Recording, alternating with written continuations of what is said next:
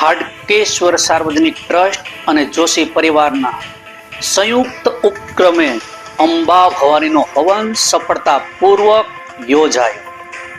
નમસ્કાર, સહજ ન્યૂઝ સાથે હું છું ગોપાલ ભેસાણિયા.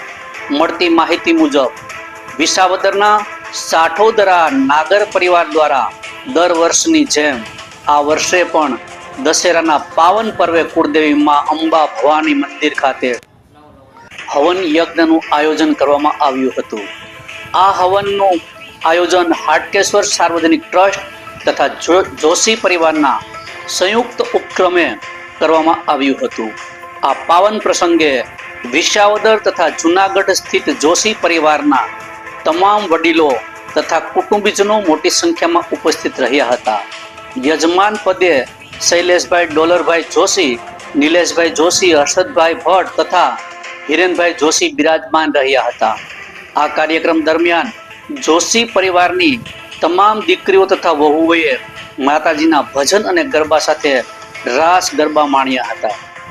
હવન પૂર્ણ થતા માતાજીની પ્રસાદીનો લાભ સમગ્ર પરિવારજનોએ મેળવ્યો હતો.